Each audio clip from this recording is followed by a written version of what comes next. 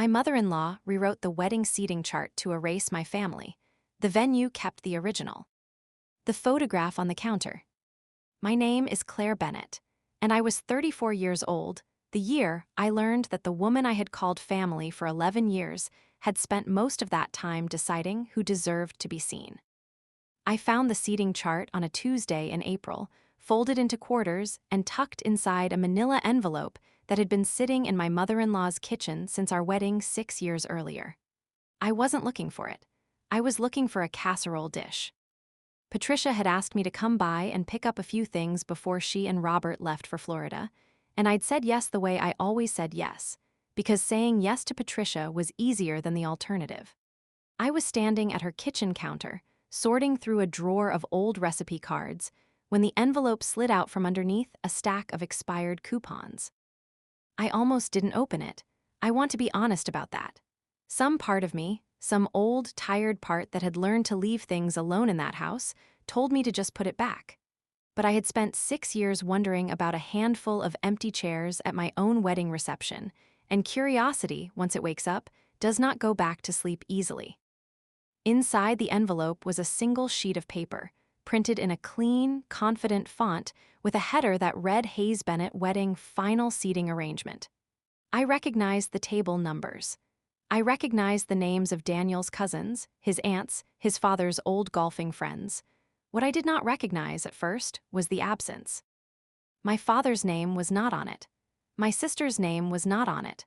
My mother's name was there, but she had been moved from table 3, near the head table, to table 14, beside the kitchen doors, next to 2 of Robert's coworkers she had never met. I remember the exact sound the refrigerator made when it cycled on behind me, a low hum that seemed very loud in that quiet kitchen. I remember thinking calmly, the way I think about most things, this isn't right. Not right in the sense that it hurt my feelings, though it did. Not right in the sense that a document existed. Because I remembered a different chart. I remembered sitting with the venue's coordinator 3 weeks before my wedding, finalizing every name, every table, every seat. And I remembered, with the kind of clarity that only comes when a fact refuses to move, that my father had been at table 3. I had put him there myself. I folded the paper back along its original creases and slid it into my purse before Patricia came back down the stairs asking if I'd found the casserole dish yet. I told her I had. I did not tell her what else I'd found. That night, I would call the venue and ask a question I didn't expect to matter anymore 6 years after the wedding. It was a small question. It turned out to have a very large answer. A quick note before we go further into this one. If you're new here, welcome. I'm glad you're here for this story. If you've been with me a while, you already know how these things tend to unfold. Slowly, quietly, and usually not the way you'd expect. I'd love to hear in the comments if you've ever discovered something in your in-laws' house that changed how you understood your whole marriage. And if stories like this one keep you company the way they keep me company, consider subscribing. There's more where this came from. Now, let me take you back to where it actually started, because a folded piece of paper in a kitchen drawer doesn't mean anything without 11 years of context first. Where it started. I met Daniel Hayes on a rainy Thursday in October, in the break room of an architecture firm where I was 2 years into my first job, and he was interviewing for a position in the engineering department upstairs. He'd got lost looking for the men's room and ended up asking me, a stranger holding a mug of burnt coffee, for directions. I liked his laugh before I liked anything else about him. It was an easy laugh, the kind that made you feel like you'd said something better than you had. He got the job. 6 months later, we were dating. 2 years after that, he took me to meet his parents for the first time, in the house where he'd grown up, a tidy brick colonial in a town called Fairhaven that took its own name seriously. A haven, fair to all, at least on the surface. Patricia Hayes opened the door before we'd even reached the porch. She was 60 at the time, silver-haired, dressed the way women dress when they've decided appearances are a kind of moral obligation. She hugged me like she'd known me for years, and I remember feeling grateful for that, grateful and a little surprised, because Daniel had warned me, gently, in the car. "My mom's a lot," he'd said. "She means well, she has opinions about things, about how things should look." I didn't understand what he meant until I was standing in Patricia's dining room an hour later, watching her rearrange a bowl of fruit on the table because, she said, it wasn't balanced. I laughed. Daniel didn't. Robert Hayes, Daniel's father, was a retired accountant who had spent 35 years reconciling other people's numbers and had apparently decided, somewhere along the way, that his own household required no reconciliation at all, that whatever Patricia decided was simply the ledger, closed. He was kind to me in a distant, distracted way, the way you're kind to a guest whose name you're still working to remember, even after you've been told it 4 times. Daniel had a sister, Meredith, 3 years older, who arrived halfway through that first dinner in a blur of perfume and apologies for being late, carrying a bottle of wine that she handed to Patricia like an offering at an altar. Meredith was already married by then, to a real estate agent named Craig, who had a firm handshake and very little to say. She had the kind of beauty that had clearly been remarked upon her whole life, and she wore it the way people wear things they've been told are valuable, carefully, and with an awareness of who was watching. "So this is the one," Meredith said, looking at me across the table, and I remember not knowing, right away, whether that was a compliment or an assessment. It was both, I understand that now. Everything in that house was both. I grew up differently.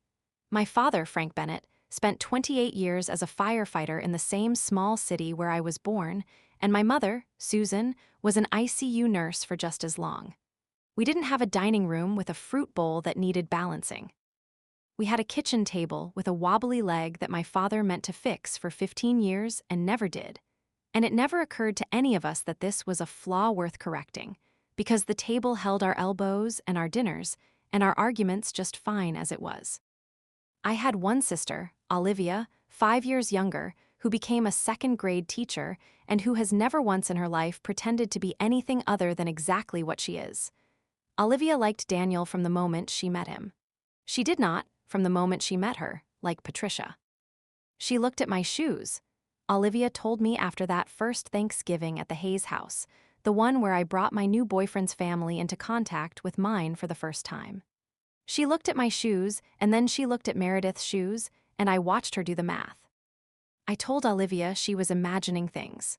I want to tell you now, 6 years and 1 folded piece of paper later, that I was wrong, and Olivia was right, and it would take me a long time to admit that out loud. Because here is the truth about how manipulation works in families like the Hayes family, the truth I didn't have language for at 26, but have all the language for now. It doesn't arrive as an insult. It arrives as an observation, offered gently, usually about someone else, always in a tone that suggests concern rather than judgment. Isn't it interesting that your sister always seems to need something? I just worry your father doesn't quite know how to behave in situations like this. I'm not saying anything, I'm just noticing. Patricia noticed things about my family for 11 years. And in April, in her kitchen, holding a folded piece of paper with my father's name missing from it, I finally understood that noticing had never been the point. Erasing had been the point all along, and the noticing was just how she'd practiced. The fruit bowl. I want to tell you about a specific dinner, early on, because it taught me something I didn't fully understand until much later. It was the spring after Daniel and I got engaged, a little more than a year after that first meeting in the dining room. Patricia had invited my parents to dinner, a gesture that felt, at the time, like real progress, like the two families finally becoming one family the way engagement is supposed to promise. My mother brought a pie. Not a fancy one, an apple pie in a foil pan, the kind she'd been making for 30 years, the recipe memorized so completely she'd never once needed to look at a card. She set it on Patricia's counter next to a bakery box that held something with a French name and a price tag Patricia hadn't quite managed to peel off. "How thoughtful," Patricia said, and I watched her slide my mother's pie to the back of the counter, behind the bakery box, where it would sit, untouched, for the rest of the evening. At dinner, my father told a story about a fire he'd worked years earlier, an apartment building where he'd carried an elderly woman's cat down 4 flights of stairs because she wouldn't leave without it. It was a good story. It was the kind of story that, told at my parents' table, would have gotten a laugh and a follow-up question and maybe another beer passed around. At Patricia's table, it got silence, and then Patricia said, "Robert, didn't you read something about a building code violation on that street? Wasn't that in the news?" Steering the conversation sideways, away from my father's cat and toward a subject that made him, a man who talked with his hands and told stories that ran long, visibly smaller in his chair. I didn't say anything. I want to be honest about that too. I sat there and felt something tighten in my chest and told myself it was nothing, that Patricia was just nervous, that new families take time, and I passed the potatoes and let the moment close over itself like water. Later in the car, my mother said, "Your future mother-in-law has a lovely home," in the exact tone she used when she meant the opposite, and my father said nothing at all, which was somehow worse. I didn't bring it up with Daniel that night. I told myself there would be a better time. There is always, in families like the one I was marrying into, a better time to bring things up, and the better time never quite arrives, and 11 years pass, and you are standing in a kitchen holding a folded piece of paper, and you understand, finally, that the better time was supposed to have been the first time, and you let it go by. Small corrections. By the time Daniel and I got married, I had learned to recognize Patricia's corrections the way you learn to recognize a draft in an old house, not by seeing it, but by feeling the temperature change.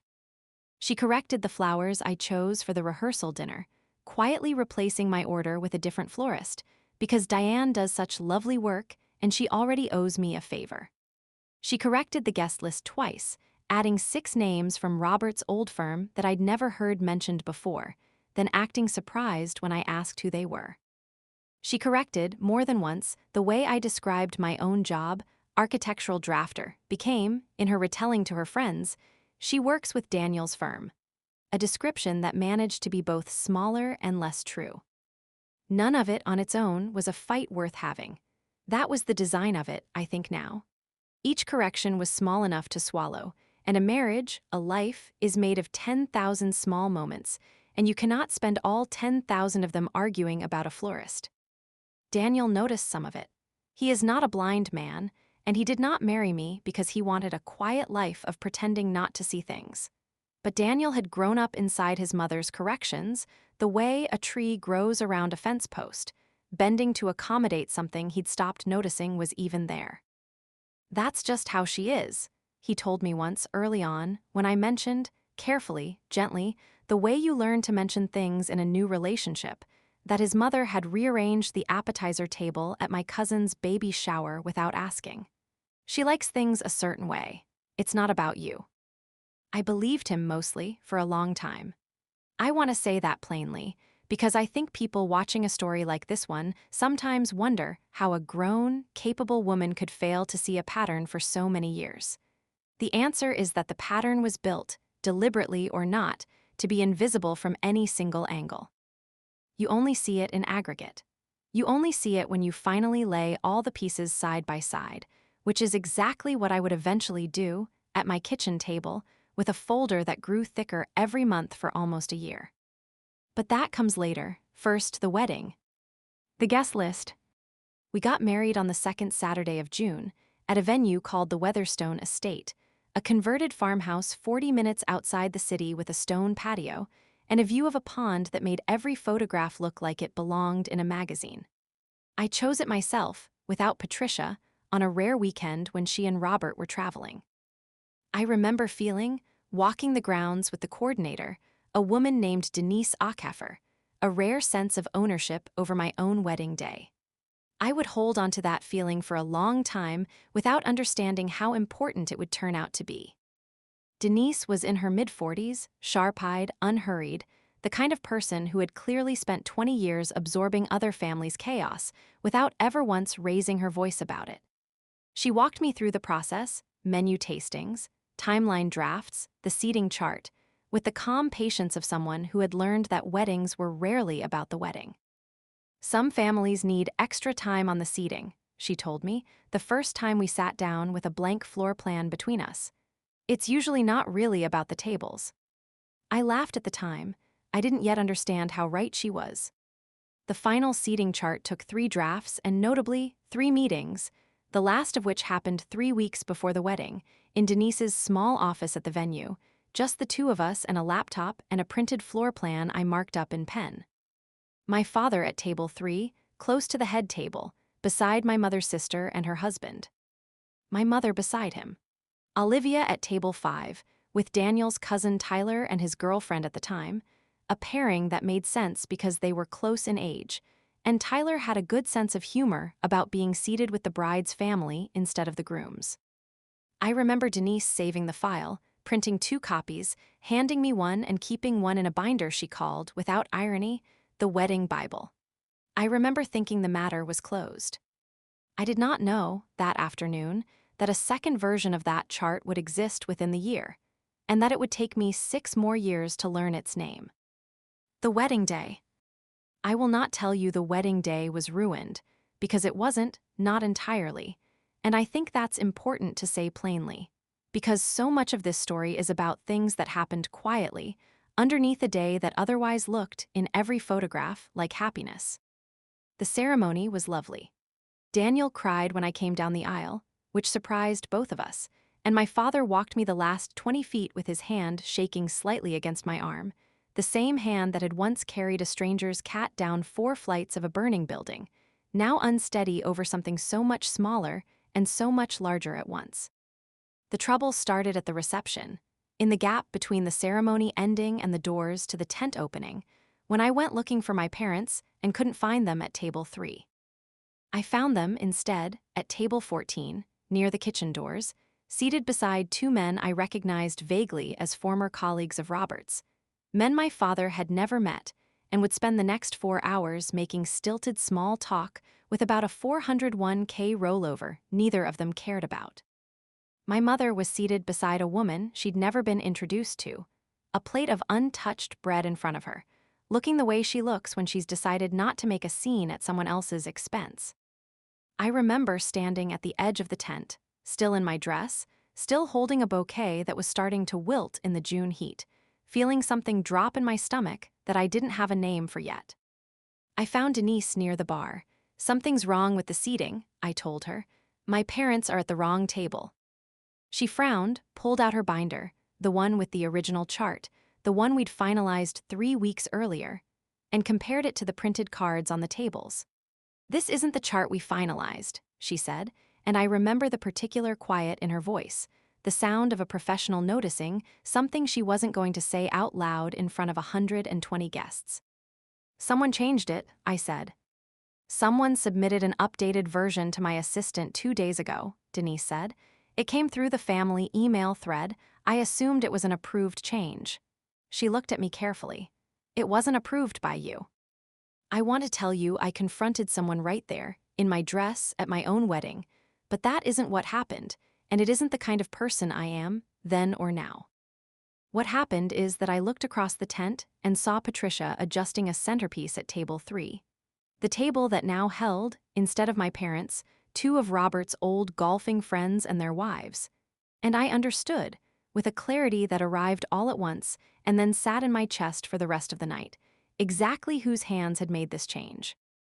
I didn't say anything to her that day. I told Denise, quietly, to move my parents back to table 3 if there was any way to do it without a scene. And Denise, God bless her, made it happen within 20 minutes, sliding chairs and rearranging place cards with the smooth efficiency of a woman who had clearly done this exact repair before, for other brides, in other tents, at other weddings that looked perfect in every photograph. I never mentioned it to Patricia. Daniel noticed the shuffle and asked me about it once, in the limo on the way to the hotel, and I told him it was a mix-up with the printer, and he believed me, because I wanted him to, and because it was easier than the truth on the one night I had decided to protect. I did not know, that night, that Denise's original binder, the one with my handwriting on it, the one that had never actually been changed on the venue's end, only overridden with an unapproved submission, would still exist, untouched, in a storage unit 6 years later, waiting for a phone call I hadn't yet learned I would need to make. 6 years of small weather. I am going to move through the next several years a little faster than I moved through the wedding, not because they mattered less, but because so much of what happened in them only makes sense in hindsight, laid end to end, the way I would eventually lay them out myself, on a kitchen table, in a folder that started thin and did not stay that way. Daniel and I bought a house 18 months after the wedding, a narrow two-story on a street called Larkspur, with a kitchen too small for the life we imagined living in it, and a backyard just big enough for the dog we got the following spring.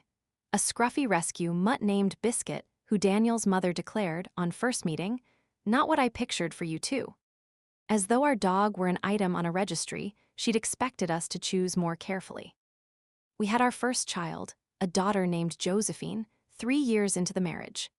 Patricia arrived at the hospital 40 minutes after my own mother and made a point, in front of the nurse, of asking whether the baby's other grandmother had been notified yet, as though my mother might have forgotten she had a grandchild being born that day. It was a small thing.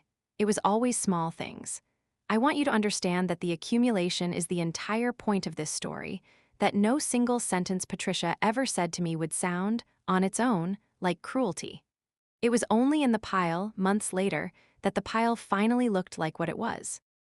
There was the Christmas when Patricia sent Josephine, then too, a gift-wrapped box that turned out to contain, instead of a toy, a framed photograph of Meredith's children, so she grows up close to her cousins. A gesture that managed to be generous and pointed at exactly the same time. There was the birthday dinner where Patricia announced, apropos of nothing, that Craig had just closed on a piece of investment property, and turned to me and asked, in front of the whole table, "Have you and Daniel thought about your 5-year plan? Or are you still figuring things out?" A question calibrated with surgical precision to make 30 seconds of silence feel like an hour. There was, 3 years into the marriage, the first mention of what I would eventually learn was a much larger project than a seating chart, a trust. Robert's mother, Daniel's grandmother, had died the year before Daniel and I met, leaving behind a modest estate that had, over the following decade, grown considerably through investments Robert had quietly managed. At a Sunday dinner in the spring, Patricia mentioned, lightly, over dessert, that she and Robert had been getting some paperwork in order, and that Meredith had been such a help going through it, since she understands all the financial side of things so well, being married to someone in real estate. Daniel asked, reasonably, what kind of paperwork. "Oh, just estate things," Patricia said. "Nothing to worry about. We'll let you both know when there's anything to know." We were not told anything else for 3 more years. I want you to hold on to that sentence, because it will matter later, the way a single loose thread matters later, when you finally understand it was attached to something much larger than itself. The group chat. The Hayes family had a group chat called, with an irony none of them seemed to notice, Family First. Patricia had created it the year Josephine was born, and for the most part, it was a place for birthday reminders and blurry photographs of grandchildren and the occasional forwarded article about a subject Patricia had decided was important that week. It was in that chat, 4 years into my marriage, that I first saw the phrase that would end up meaning more than anyone in that thread understood at the time. Meredith had posted a photo of her 2 children at a private school open house, along with a message. "So proud of these 2. Big year ahead.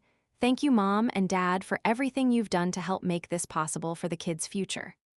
Patricia responded with a string of heart emojis and the words, "Everything we have is for family. Always has been." I remember reading that message at my kitchen table, on my phone, while Josephine ate applesauce in her high chair beside me, and feeling a small, specific unease I couldn't yet explain. Everything we have is for family. It sounded warm. It sounded like the kind of thing you'd cross-stitch onto a pillow. But I had been in that family for 4 years by then, long enough to have learned that Patricia's sentences often meant something narrower than they sounded, and I found myself wondering, quietly, who exactly family was supposed to include, and who it had already invisibly excluded. I didn't ask. I have to be honest about how many times, across this story, I didn't ask, because asking felt, at every individual moment, disproportionate to whatever had just happened. It's only now, writing this down in order, that I can see how those individually reasonable choices to stay quiet added up to 11 years of not asking a single question that, asked early enough, might have changed everything. I mentioned the exchange to my friend Priya that week, over coffee at the shop near my office, the one with the window seat where we'd been meeting every other Thursday for 6 years. ever since we'd worked together on a downtown renovation project and discovered we had the same dry sense of humor about difficult clients. Priya was a family law attorney, though she rarely practiced what she called the messy kind, divorce, custody, preferring estate and trust work, which she said was the same amount of grief, with better paperwork. She listened to the story of the group chat message the way she listened to everything, with her head slightly tilted, cataloging. "That's a specific phrase," she said. "Everything we have is for family." People don't usually say that unless they're either about to give something away or about to justify not giving it to someone. "You think it's about money." "I think," Priya said, stirring her coffee, "that families who talk constantly about how loving and unified they are usually the families keeping the most careful books on who gets what. The families that actually feel unified don't need to announce it in a group chat." I laughed because it was funny the way Priya said things. I did not yet understand how literally true it would turn out to be. The anniversary dinner.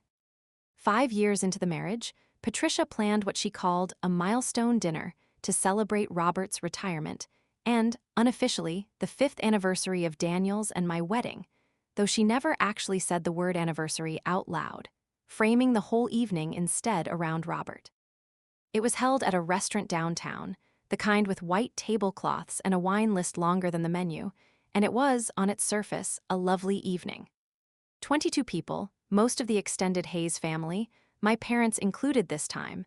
Patricia had learned, I think, that excluding them outright drew more attention than including them and quietly diminishing them instead. The diminishing came in the form of a toast. Robert stood, glass in hand, and gave a rambling, sincere speech about his career, his marriage, his grandchildren, thanking everyone who's been part of this family's story. He named Meredith and Craig by name, thanking them for everything you've done to help us think about the future.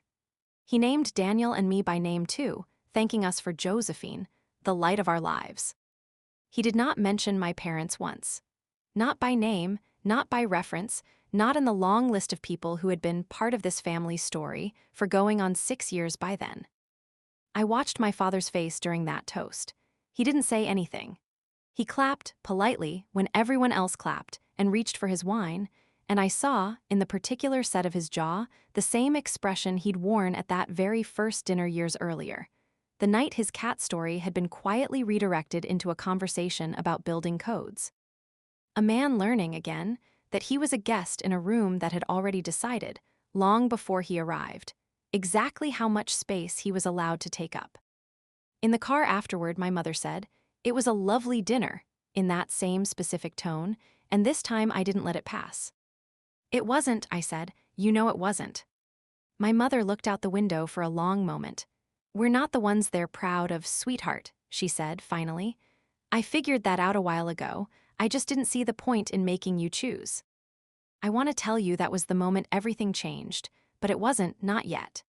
It was the moment I started keeping the folder, though, a plain manila folder that I began, that week, without fully admitting to myself why, to fill with screenshots of the group chat, photographs I took of things I couldn't quite explain, notes I wrote to myself at red lights, trying to remember exactly what had been said and by whom. I did not yet know what the folder was for.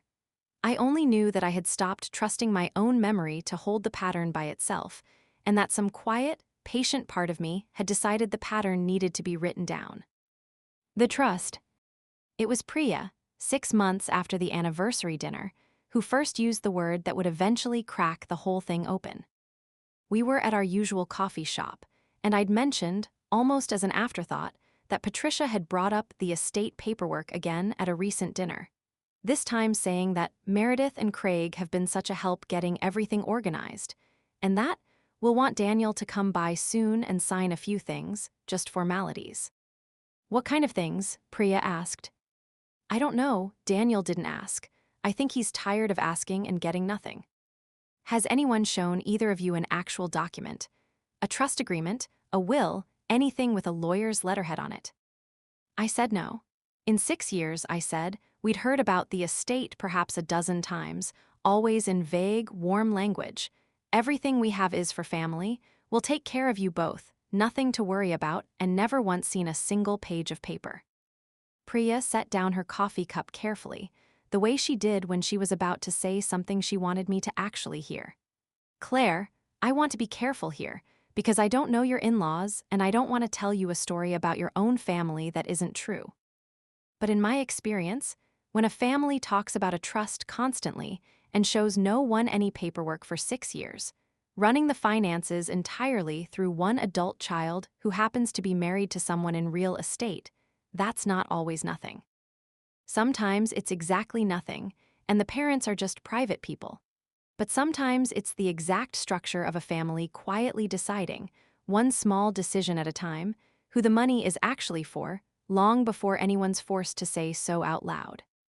I remember driving home that day and pulling into my own driveway and sitting in the car for almost 10 minutes before I went inside, doing something I hadn't done in 6 years, which was finally, deliberately, letting myself add up the small weather instead of just weathering it. The seating chart, the fruit bowl, the toast that never mentioned my parents, the framed photo of Meredith's kids sent to my own daughter as a birthday gift, the years of nothing to worry about. None of it alone was a crime. All of it together in my own handwriting, in a folder that by then had grown to nearly 40 pages, was a pattern with a shape. And the shape had a name, and the name was erasure, patient, deniable, dressed up as good manners. Practiced for over a decade on my family specifically, while another family, 3 miles away in a house with a better fruit bowl, was quietly being written into every version of the future that mattered. What the venue kept. This is where we return to that Tuesday in April, the kitchen drawer, and the folded piece of paper with my father's name missing from it. Because it was that discovery, more than any single dinner or toast, that finally moved me from noticing the pattern to needing proof of it. I called the Weatherstone estate 2 days later, on a Thursday, during my lunch break, sitting in my car in the parking lot of my office, because I didn't want to make the call from inside the house I shared with Daniel. Not yet, not before I understood what I was actually asking. Denise Ackafer still worked there. I remember the small relief of hearing her voice, unchanged, still calm, still unhurried, 6 years after she'd rearranged my wedding reception in 20 minutes flat. Claire Bennett, she said, before I'd even finished introducing myself. Hayes' wedding, June, I remember the seating mix-up. A pause. I remember it because it wasn't actually a mix-up, and I've thought about that file more than once over the years, if I'm honest. I told her what I'd found, the second chart, the one with my father and sister erased from it, sitting in an envelope in Patricia's kitchen drawer for 6 years. We keep event files for 7 years, Denise said.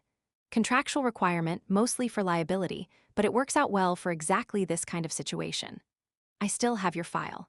The original chart you and I finalized together is in there, the one with your handwriting on it, dated and initialed by both of us at our final walkthrough. I also have the email thread where the second version came in, 2 days before the wedding, from an address that wasn't yours or Daniel's. My hands were shaking slightly on the steering wheel. Whose address was it? It came from an account under the name Meredith Todd, Denise said, requesting the change on behalf of, and I'm reading this directly, the mother of the groom, who's swamped with final wedding details and asked me to send this along. I have the whole thread. I can send you copies of everything, the original signed chart, the unauthorized email, the timestamp showing it came in after our final approval meeting. It's all still there. I sat in that parking lot for a long time after we hung up, holding my phone, feeling something settle in my chest that was not quite relief and not quite grief, but some third thing, made of both. Because I finally had, in writing, dated and time-stamped by a stranger with no reason to lie for me, proof that what had happened at my own wedding had not been an accident, a mix-up, a printer error I'd politely accepted for 6 years. It had been a decision, made by 2 people, documented, ironically, by their own hand, and preserved, patiently, by a venue that had simply done its job and kept its records the way it was contractually required to. I did not yet know that this single piece of proof, a folded page and an email thread from a wedding 6 years past, would end up being the smallest part of what I eventually laid out on a lawyer's conference table. But it was the first piece. And once you have the first piece of proof that something you've spent years being told was imagined actually happened exactly the way you remembered it, you cannot easily put it back in the drawer. One more quick word before we keep going, because this is right about where the story starts picking up speed. If you're the kind of person who's already guessing where this is heading, you might be right and you might be surprised. I genuinely love to hear your theories in the comments. And if you haven't already, now's a good time to hit subscribe, because from here the story moves through some real escalation. Money, a wedding that isn't mine, and a discovery that finally answers the question of exactly what everything we have is for family was always going to mean. Let's keep going. The spreadsheet. I did not confront anyone right away. I want to be clear about that, because I think it's the part of this story that matters most, and the part I'm most often asked about when people hear it secondhand. Why didn't you say something immediately? The answer is that I had spent 11 years learning, one small correction at a time, that saying something immediately in that family never worked. It got redirected, minimized, turned around until somehow you were the one who owed an apology for noticing. I had watched it happen to my father over a cat story. I had watched it happen to myself over a seating chart I'd let go for 6 years. I was not going to make the same mistake with proof that had a timestamp on it. So instead, over the following 4 months, I built. I am an architect. I understand structures, how a small flaw in a foundation, invisible on the surface, can eventually bring down a wall 3 floors up if you don't trace it back far enough. I approached the folder the same way. I stopped adding vague memories and started adding documents. I requested and received the full file from Denise, the original signed chart, the falsified one, the email thread, all timestamped, all dated. I went back through 6 years of family first, group chat messages, screenshotting anything relevant, organizing them by date in a spreadsheet with columns for date, event, what was said, who said it, what it implied. I remembered, with Priya's help, the specific dates of the estate paperwork conversations, March of year 3, the Sunday dinner where it was first mentioned, September of year 4, the just formalities comment, February of year 6, a Christmas dinner where Robert had said, almost as a joke, that your sister's been such a rock helping us get the trust sorted, better than any of us could do it ourselves. I called my mother, finally, and asked her directly about the anniversary dinner toast, about table 14, about 11 years of small weather she had apparently been quietly enduring without ever once telling me how much of it she'd noticed. I didn't want to make you choose between us and your marriage, she told me, sitting at my kitchen table on a Sunday afternoon in July, Josephine napping upstairs. That's not a choice a mother should make her daughter have to make. I decided a long time ago I'd rather be smaller in that house than watch you tear your family in half trying to defend me in it. I cried that afternoon for the first time in this whole slow, quiet unraveling. Not because of Patricia.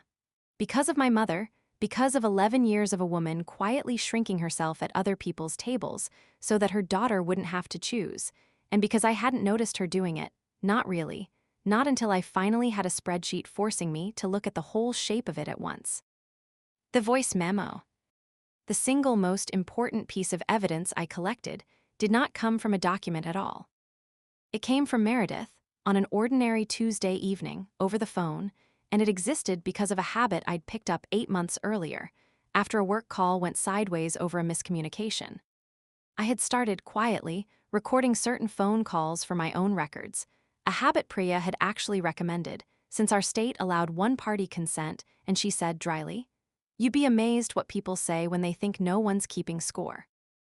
Meredith called that evening to ask whether Daniel and I could watch her kids for a weekend while she and Craig went to a wedding out of state. A reasonable ask. The kind of ask sisters-in-law make of each other all the time, and I said yes before I'd even finished thinking about it, because some habits of accommodation take longer to unlearn than others. We talked for a while after that, about nothing in particular, and then, unprompted, Meredith brought up the trust. "Honestly, I think it's better this way," she said, in the easy, unguarded voice of someone who has never once considered that the person on the other end of the phone might be keeping a folder. Mom and Dad worked so hard for what they have, and I get it, Daniel's great, but he's never really been the one managing things, you know? I'm the one who sat down with the estate attorney twice. I'm the one who actually understands the accounts. It just makes sense that the trust structure reflects who's actually been doing the work, doesn't it? I asked carefully, what the structure actually was. "Oh, it's mostly set up so Craig and I have primary control as trustees, with everything eventually passing to the grandkids in equal shares, which is fair, honestly, since we're the ones who'll be managing it responsibly. Daniel gets a smaller allocation directly, which, I mean, it's still something, and Mom didn't want to make a big deal about explaining all of it, because she knows how sensitive you can get about money stuff. How sensitive you can get about money stuff. I remember that phrase specifically, because it was, in miniature, the entire architecture of the family I had married into, the quiet, deniable art of making the person who noticed the problem sound like the problem. I did not raise my voice. I did not tell Meredith what I already knew about the seating chart, or the 6 years of unopened estate paperwork, or the folder sitting in a drawer at my own house that now ran to nearly 90 pages. I said simply, "That's interesting. I didn't realize the structure was already finalized," and let the conversation move on to lighter things, and hung up 40 minutes later having agreed cheerfully to watch her children the following month. I saved that recording that night, transcribed it in full, and added it to the folder as its own tab in the spreadsheet. Meredith Todd, phone call, date, confirms unequal trust structure and Meredith/Craig's role in designing it. It was, Priya would tell me later, the single most useful piece of evidence in the entire file, not because it proved wrongdoing in any legal sense, but because it proved, in someone's own unguarded voice, that the family had known exactly what they were building, and had built it anyway, and had planned, all along, to explain none of it to the two people it would affect the most. The discovery. The final piece came in September, almost 5 months after the kitchen drawer, and it came, fittingly, from Robert. Robert Hayes was not, I want to be fair to him here, a cruel man. I think that's important to say, because this isn't a story about a villain, not really. It's a story about a man who spent 35 years being told by his wife how a household should be arranged, and who had simply never once, in all that time, found the will to arrange it differently. Robert loved his son. I believe that completely. I think he simply loved the version of peace in his own house more than he loved being the man who disrupted it, and by the time I met him, that choice had been made so many times it no longer felt like a choice at all. He called me directly, which he had never done before in 11 years, on a Wednesday afternoon while Daniel was at a job site and couldn't be reached. "I need to talk to you about something," Robert said, "and I need you to let me finish before you say anything." He told me, in a voice that sounded, for the first time since I'd known him, genuinely uncertain, that he'd had a cardiology appointment that week. A routine one, nothing acute, but the kind of appointment that makes a 68-year-old man start thinking about paperwork in a different way. He told me he'd gone home afterward, and, for reasons he couldn't fully explain even to himself, pulled the actual trust documents out of the safe in his study and read them in full for the first time in 3 years, instead of simply signing whatever Patricia and Meredith had already prepared for him. "It's not what I thought it was," he said. "I thought your mother-in-law told me it was structured evenly, with some practical adjustments for who's local and who helps with the accounts day to day. That's not what's actually written down. Daniel's allocation is a fraction of what Meredith's family gets, and there's language in here about primary caregiving contribution that I don't remember approving in those terms, and Claire, I don't think Daniel's ever actually seen this document. I don't think he knows." I sat very still, in my kitchen, at the same counter where all of this had effectively started 6 months earlier, and I asked Robert the only question that mattered. "Did you sign it?" "3 years ago," he said. "I signed a lot of things 3 years ago. I trusted the people who told me what I was signing." A long pause. "I'm not calling to fix it today. I'm calling because I think you and Daniel deserve to actually see it before anyone decides anything else on your behalf." He emailed me a scanned copy of the full trust document that same afternoon, 41 pages, along with an amendment dated 18 months later that had further reduced Daniel's allocation to account for prior gifts already extended to the Daniel Hayes household. A phrase that, when I finally tracked it, referred to a single $4,000 loan toward our house down payment 8 years earlier. One we had paid back in full within a year, with interest Patricia had specifically requested, and we had specifically provided. and which had apparently, quietly, been recategorized in a legal document as a permanent, one-time gift, used to justify shrinking Daniel's inheritance by nearly $60,000 relative to Meredith's. I did not cry when I read it. I want to tell you that plainly, because by September, 5 months into building that folder, I had moved past the part of this where crying was the response my body reached for first. I read all 41 pages twice, highlighted the relevant sections, added them to the spreadsheet, and then I sat at my kitchen table for a long time, waiting for Daniel to come home, trying to figure out how to tell my husband that his family had spent 3 years deciding, quietly, on paper, exactly how much of his own inheritance he was worth. Telling Daniel, I want to slow down here, because this was the hardest conversation of the entire story, harder than anything that came after it, and I think it deserves to be told slowly. Daniel came home a little after 6 that evening, tired from a job site inspection, and found me at the kitchen table with the folder, the real folder, by then a thick binder with color-coded tabs, sitting open in front of me, and Josephine already asleep upstairs, and something in my face that made him stop in the doorway before he'd even taken off his boots. What happened, he said, not a question. A statement, the kind you make when you already know something has without asking what. I did not lead with the trust. I led with the seating chart because it was the smallest piece and the easiest to hold, and I walked him through it in order: the drawer, the phone call to Denise, the falsified email from Meredith's account, 6 years after the fact. I watched something move across his face that I recognized, because I'd felt the same thing in that kitchen in April. Not surprise, exactly, but the specific, sick recognition of a pattern finally getting named out loud after years of being allowed to stay formless. She erased your dad, he said quietly, at our wedding, and you never told me. I didn't want it to be the story of our wedding day, I said. I wanted us to have one day that wasn't about managing your mother. He was quiet for a long time. Then I told him about Meredith's phone call, and then, finally, about his father's call that afternoon, and I opened the binder to the trust documents and let him read them himself in silence at our own kitchen table, while I sat across from him and did not say a single word, because I understood, finally having lived through my own version of this exact moment 5 months earlier, that some things a person has to read for themselves, in their own time, without a running commentary.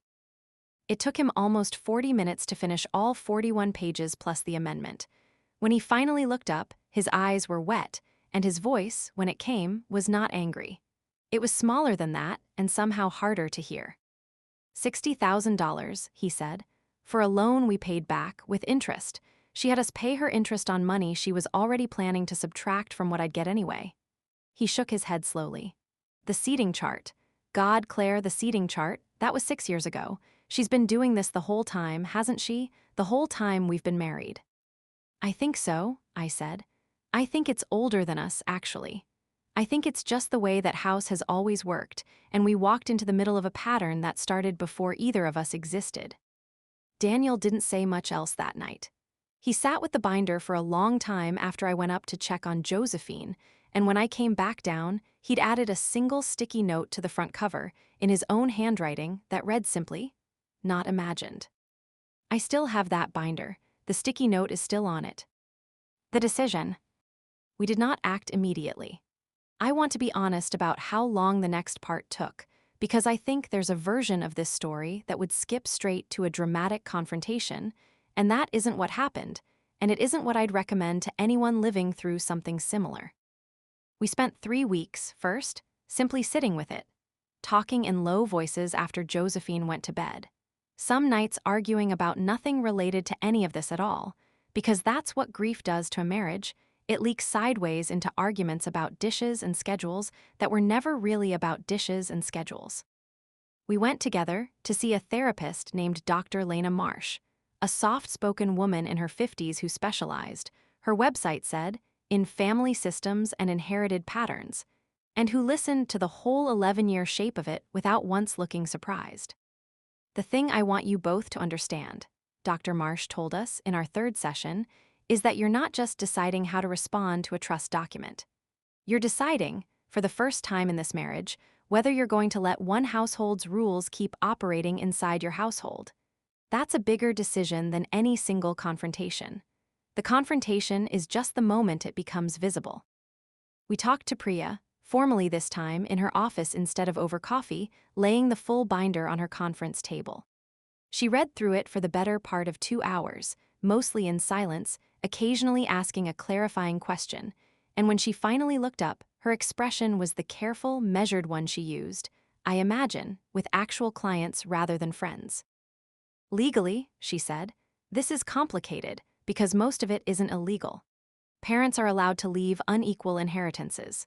They're allowed to structure trusts however they want, even unfairly. Where it gets more serious is the falsified email under Meredith's name changing your wedding seating chart without authorization.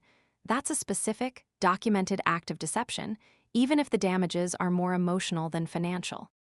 And the loan recharacterization is worth flagging to an estate attorney, because if that language was added without full, informed consent from Robert, and it sounds, from what he told you, like it was, there may be grounds to challenge the amendment specifically, not the whole trust.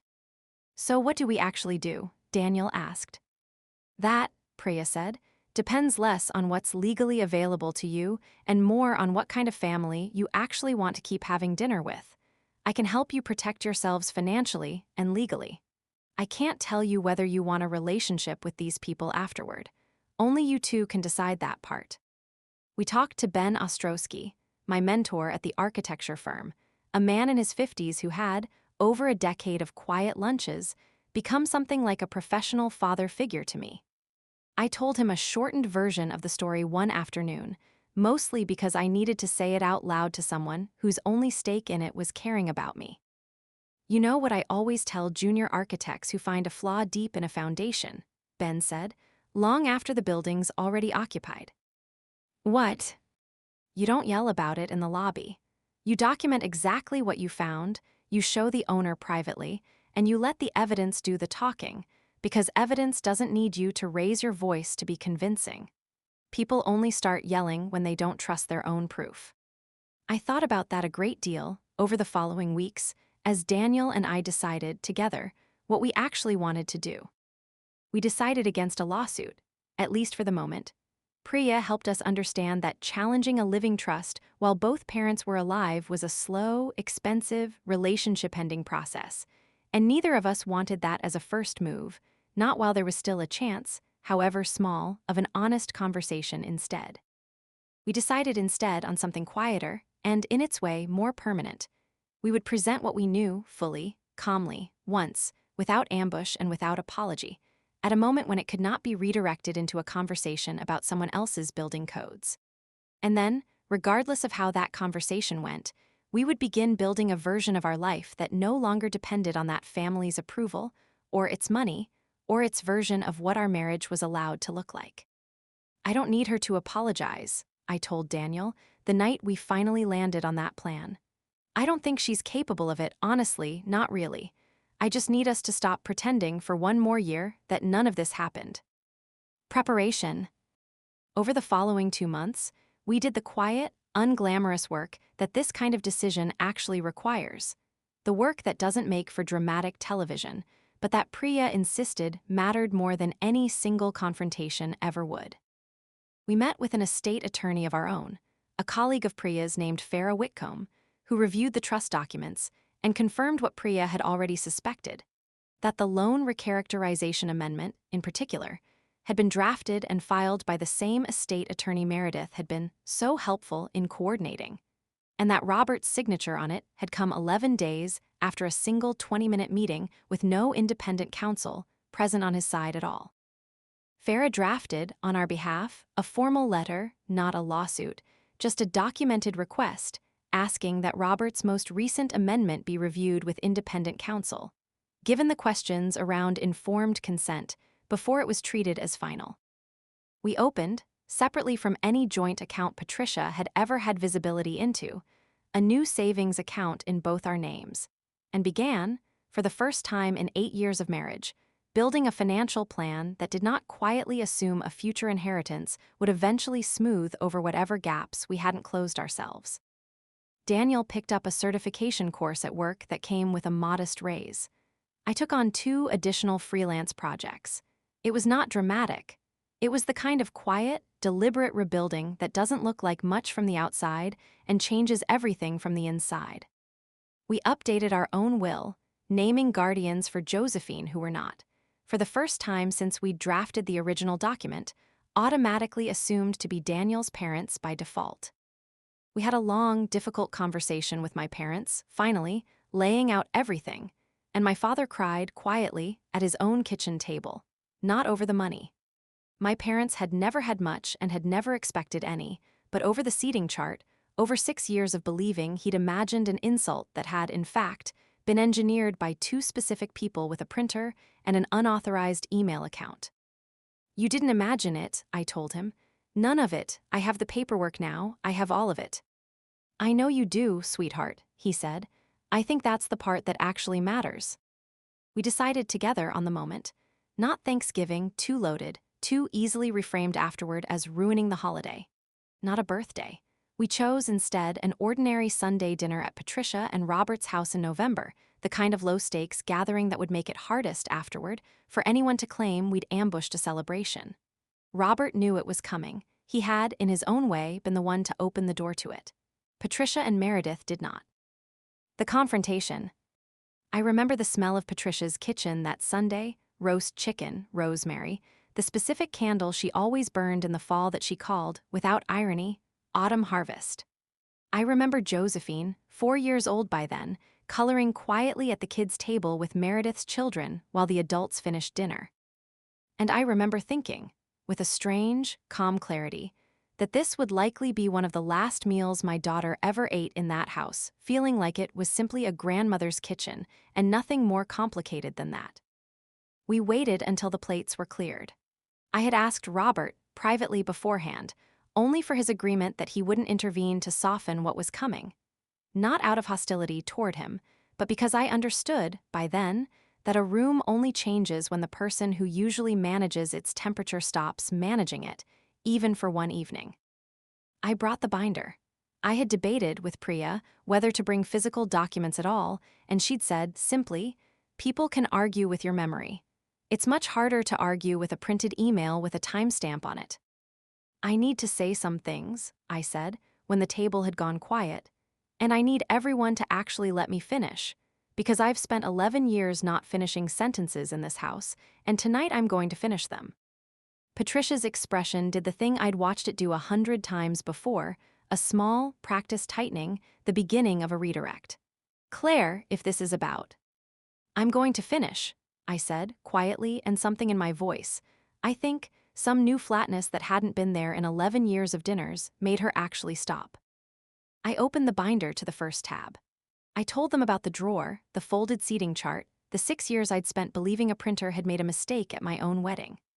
I laid the original signed chart beside the falsified one, side by side on Patricia's own dining table, and I read, aloud, the timestamp on the email Denise had sent me, the one from Meredith's account, sent 2 days before the wedding, requesting a change on behalf of the mother of the groom. Meredith's face went pale. "That was Mom asked me to send that. I was just helping, I didn't think." "You erased my father and my sister from my own wedding," I said, still quietly, still without raising my voice, because I had promised myself, in the car on the way over, that I would not give anyone in that room the satisfaction of watching me become the loud one. "You moved my mother to a table by the kitchen. And for 6 years, I thought it was an accident, because that's what everyone in this family lets everyone else believe about the things you decide." I moved to the second tab.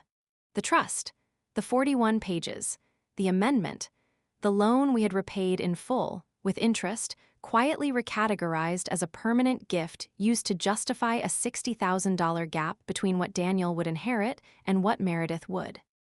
"Robert signed this 11 days after a single meeting," I said, "with no lawyer of his own present. He called me himself in September because he read it properly for the first time in 3 years and didn't recognize what was actually written down." Robert did not deny it. He sat very still, looking at his hands, and said quietly, "That part is true. I should have read it years ago. That's mine to own, not anyone else's." Patricia's face had gone through several expressions by then: tightening, then a kind of brittle defensiveness, then something that looked almost like genuine confusion, as though she truly could not understand why a series of individually reasonable decisions, made over 11 years, had added up to this particular table, on this particular Sunday, with her own son's face gone gray across from her. "Everything we've done," she finally said, "has been to protect this family, to make sure the people who actually show up, who actually help, are taken care of. I don't expect you to understand that, Claire, you're not."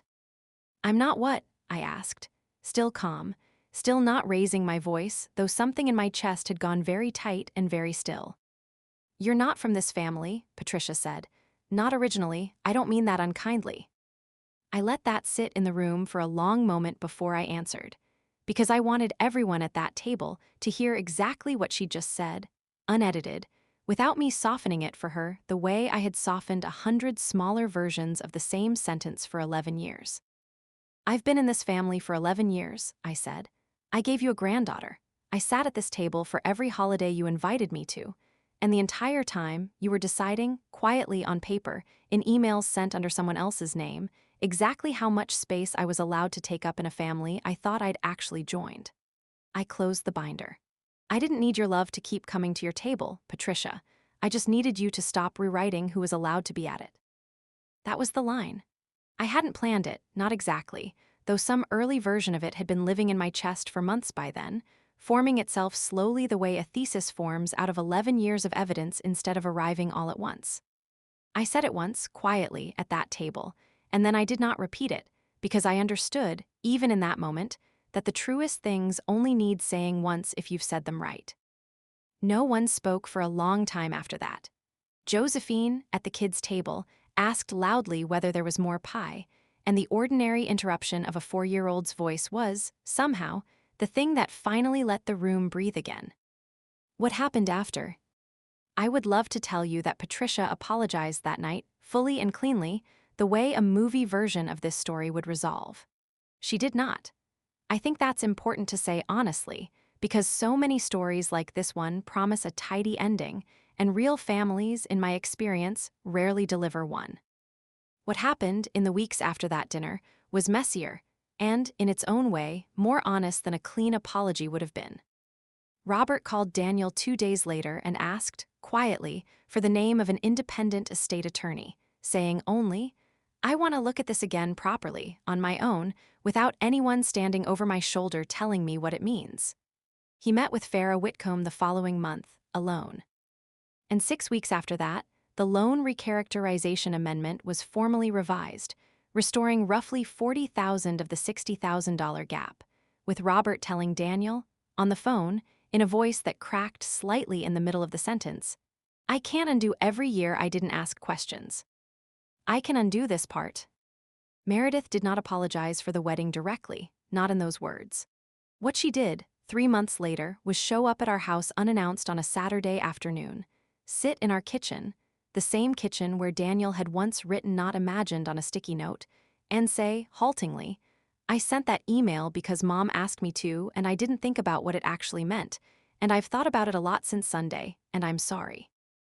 Not the kind of sorry where I explain why I did it. Just sorry. It was not a large apology.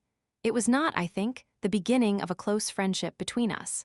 But it was honest in a way very little in that family had ever been honest with me before, and I chose to accept it as exactly what it was, rather than demanding it become something larger. Patricia did not apologize. What Patricia did instead was quietly, gradually, stop making the small corrections. No more rearranged fruit bowls at family gatherings, no more pointed comments about family who actually shows up. No more comparisons delivered as observations.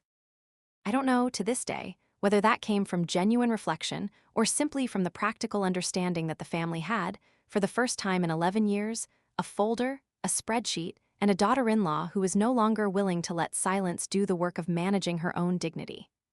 I don't think it matters, in the end, which one it was. The behavior stopped either way, and I had stopped needing to understand her reasons in order to protect my own peace. My father and mother were formally, explicitly invited to every family gathering after that.